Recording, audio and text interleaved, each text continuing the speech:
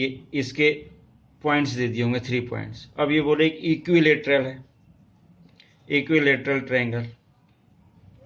Equal triangle अगर बात कर रहा मतलब इस केस में क्या होगा, ये 3 पॉइंट्स ए बी, सपोज ये ए बी सी है, तो A B plus equals to B C equals to A C होना चाहिए, मतलब तीनों साइड इक्वल हो तो अपन ये कर सकते हैं। तो इस टाइप के भी क्वेश्चन मिलेंगे। अगर क्वाड्रिलेटरल में सपोज अगर स्क्वायर है, स्क्वायर अगर हो तो ए बी सी डी ऐसा दिया है, तो A B equals to B C equals to C D equals to D, ये सभी साइड्स इक्वल होंगे तो क्या हो जाएगा, ये स्क्वायर हो जाएगा। जो हमारे पुराने कॉन्सेप्ट हैं पूरा वही, क्वाड्रिलेटरल में स्क्वायर हो जाएगा। और कोई भी चीज़, जैसे अगर बात करें पैरेललोग्राम कह ले चाहे रेक्टेंगल कर ले, तो इस केस में क्या होगा, 2 साइड्स इक्वल होंगे, ये चाहे ये साइड इक्वल होंगे, तो ये भी क्वाड्रिलेटरल में ये कौन सा हो जाएगा, पैरेललोग्राम भी हो सकता है। और अगर ये 90 डिग्री हो गया तो डिग्री कोई एंगल की कोई बात नहीं, तो ये क्या हो जाएगा। अगर इस केस में थोड़ा सा ध्यान से सुनना कि हम जो बोलना चाह रहे हैं उस केस में क्या हो रहा है, ये क्या है रेक्टेंगल और ये है पैरेललोग्राम, बट इन दोनों केस में ये दोनों इक्वल आएगा और ये भी दोनों इक्वल आएंगे, ये भी दोनों इक्वल आएंगे। तो हम ये कैसे बताएंगे पैरेललोग्राम है और ये रेक्टेंगल है। इस केस में क्या होगा, एक और चीज तो हमें डिफाइन करनी पड़ेगी, इसके डायगोनल ए सी ये हो जाएगा और यहाँ पर A B C D. In this case अगर देख रहे हैं रेक्टेंगल के केस में दोनों डायगोनल इक्वल होंगे, मतलब ए सी इक्वल्स टू बी डी होंगे। और इस केस में क्या होगा, अलग अलग होंगे, means A C not equals to B C के होगा। अगर ये पैरेललोग्राम है तो पैरेललोग्राम की बात कर रहे हैं तो इस केस में ये होगा, ये तो दोनों कंडीशन मिलेगी, तो मैं 4 साइड्स निकालोगे, ये दोनों 2 इक्वल मिलेंगी, ये 2 इक्वल मिलेंगी, बट डायगोनल इसके इक्वल नहीं मिलेंगे। और यहाँ पर डायगोनल इक्वल मिलेंगे तो इस केस में अपन क्या कह सकते हैं, ये रेक्टेंगल। इस टाइप के क्वेश्चन भी मिलेंगे। हम थोड़ा सा दूसरे टाइप के क्वेश्चन ले रहे हैं, तुम्हारी एनसीईआरटी का क्वेश्चन नंबर 7 है, उस पर थोड़ा सा वर्क कर रहे हैं। इसमें दिया find the point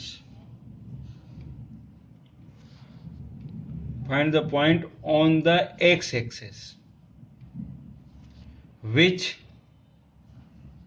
is equidistant from 2, -5 and -2, 9। ये दिया उसने, मीन्स ये बोल रहा है कि ये जो पॉइंट है 2 पॉइंट्स इससे इक्विडिस्टेंट है। ये क्या बोल रहा है, find the point on the X axis. ये हमने एक्स एक्सेस पे कोई पॉइंट कर लिया, ये 2 पॉइंट्स होंगे कहीं, जैसे एक्स एक्सेस पॉजिटिव है और ये वाई एक्सेस नेगेटिव है, मतलब कहीं इस केस में देखें तो ये यहाँ कहीं होगा, और ये एक्स एक्सेस नेगेटिव है वाई एक्सेस पॉजिटिव है, तो ये कहो यहाँ पे कहीं होगा वाई एक्सेस नेगेटिव और X axis negative Y positive, मतलब कुछ यहाँ पर बनेंगे, इधर ऐसा होगा, और ये वाला कुछ यहाँ पर होगा ऐसा। तो इस केस में अगर अपन देख रहे हैं तो ये डिस्टेंस और ये डिस्टेंस प्लॉट करने की जरूरत नहीं है। सपोज अपन ने P ले लिया, this one A, this one A और दिस वन B, जो जिसमें A पॉजिटिव है, मतलब ये है 2, -5 और ये लिख दिया -2, 9। ये प्लॉट करने की भी जरूरत नहीं है। इस केस में क्या हो रहा कि ये B है पॉइंट। अब इक्विडिस्टेंस मीन्स P पॉइंट से ये दोनों पॉइंट्स क्या है, इक्वल डिस्टेंस, मीन्स क्या दे रहे हैं अपन, AP इक्वल्स टू BP के इक्वल, ये दे रहा है।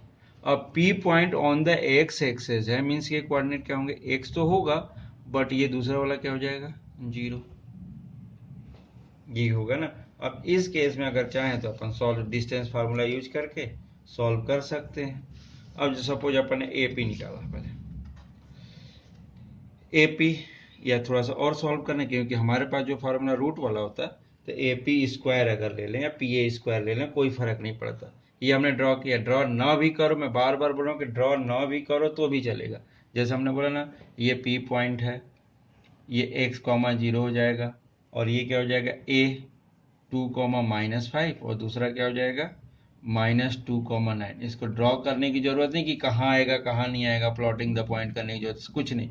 इसका डिस्टेंस और इसका डिस्टेंस इक्वल है। तो एक चीज और, डिस्टेंस फार्मूला चूंकि कर रहे हैं तो x2 - x1 होल स्क्वायर, एक छोटी सी चीज बता दूं पहले मैं, x2 - x1 होल स्क्वायर और x1 - x2 whole square both are same value, क्योंकि यहाँ पे a minus B whole square मतलब x1 का स्क्वायर प्लस x2 का स्क्वायर माइनस 2x1 x2, और यहाँ पर भी वही मिलने वाला है, x1 का स्क्वायर x2 का square minus, means both the cases में ये, तो ये अगर रिवर्स भी हो जाते हैं तो प्रॉब्लम नहीं आती। लेकिन एक चीज ध्यान देना, फर्स्ट x और y coordinate both the cases में ऑर्डर सेम होना चाहिए। तो अपन ने AP लिया, अब AP की बात करते, A क्या था अपने पास 2, -5 और P क्या है x, 0, और यहां पर BP लिया तो B क्या है -2,9, ये B लिया, और P क्या ले लिया अपन ने x, 0। ये बार बार क्यों लिख रहा हूं मैं, जिससे तुम्हारी कॉन्सेप्ट क्लियर रहे किसमें से किसको माइनस करना, इसलिए बार बार लिख रहा हूं मैं। ये x2 y2, ये x1 y1 और ये x2 y2। तो डिस्टेंस फार्मूला यूज करते हैं √, इसको स्क्वायर भी कर सकते थे, रूट हट जाता, तो x2 - x1 मतलब x -2 whole square plus y2 मतलब 0 माइनस, ऑलरेडी -5 होता है, ऑलरेडी होता है, और ये हो जाएगा इक्वल टू, अगेन यहां पर भी देखो x2 मतलब x -2 होल स्क्वायर और ये plus y2 means 0 -9 whole square. अब इसको नॉर्मली सॉल्व कर देते हैं, तो ये क्या हो जाएगा x + 2 whole square, squaring both side, तो क्या हो जाएगा इसका, वो सॉल्व हो जाएगा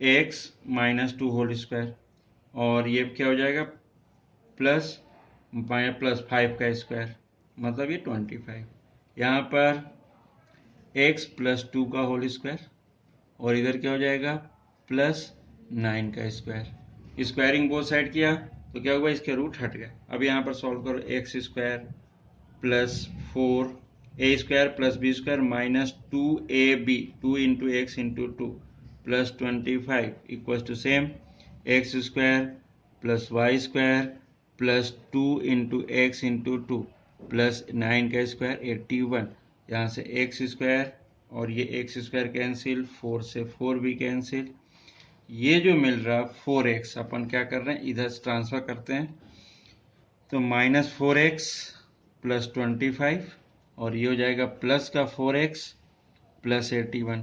अब हम चाहें तो इस पूरे पार्ट को इस साइड ट्रांसफर कर देते हैं, तो क्या हो जाएगा 4x + 81, इस वाले पार्ट को इधर ट्रांसफर कर रहे हैं, ये हो गया +4x और ये -25 इक्वल टू 0। सॉल्व करें 4x + 4x, ये 8x हो गया, प्लस ये कितना मिल रहा है 81 - 25, 81 - 25, ये कितना हो गया 11, 5 6 7 हुआ, 7 में से 2 गया तो 5, इट मीन्स 56 इक्वल टू 0। तो लास्ट जो पॉइंट है अपन लास्ट कैलकुलेशन लिख रहे हैं 8x = 56 / 8, और यहाँ पर चेक कर लेते इस साइड, तो 8x 2 मिनट, इसको अलग ही कर लेते हैं, 8x + 56 equal to 0, so 8x = -56, so x = -56/8, so x = 56/8, 7 -7। अब p क्या है तुम्हारे पास x, 0, so coordinate of p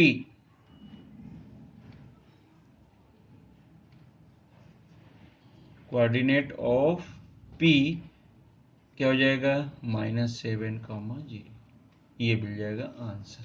इसकी वैल्यू कितनी हो जाएगी -7, 0।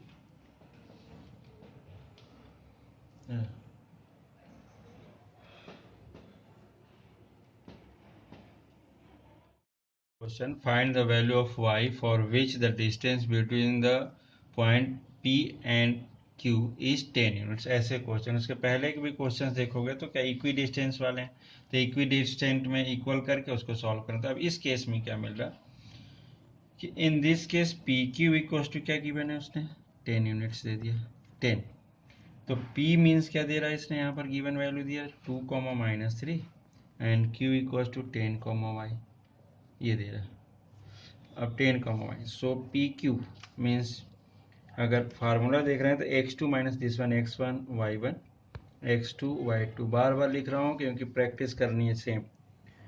Root over y2 x2 minus x1 means 10 - 2 whole square x2 minus x1 whole square plus y2 minus y1 means y minus -3 whole square it is equal to 10। So this one 8 whole square plus y plus 3 whole square root equals to 10। so squaring both side,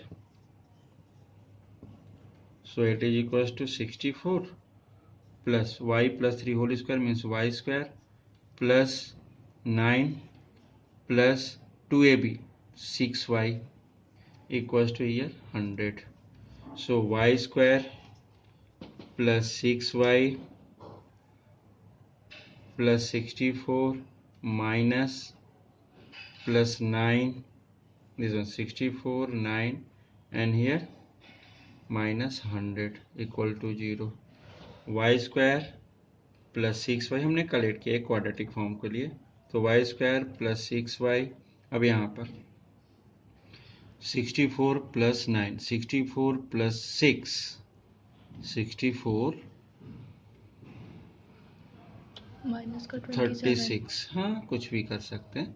तो 64 अगर suppose अपन ऐसे solve कर लेते, अगर ऐसा लग रहा तो 3 एंड 7 ये प्लस का 73 हो गया और ये हो जाएगा 100। तो ये कितना हो जाएगा y स्क्वायर प्लस 6y और ये माइनस का कितना हो जाएगा 27 इक्वल टू 0। अब यहाँ पर 6 को ऐसा स्प्लिटिंग द मिडिल टर्म के अकॉर्डिंग 9 3 जा 6 है और 9 और 3 लेंगे तो इसको माइनस कर दें तो 6 हो जाएगा, 9 3 जा कितना होता है 27। So y square plus 9y minus 3y minus 27 equals to 0। So y taking common तो y plus 9 here minus 3 common तो y प्लस 9 9 3 जा 27 माइनस का हो जाएगा। So y plus 9 common, so y minus 3 equals to 0। so in this case y plus 9 equals to 0 or y minus 3 equals to 0। so y equals to minus 9 and y equals to 3, minus 9 and 3, these are the two values of y।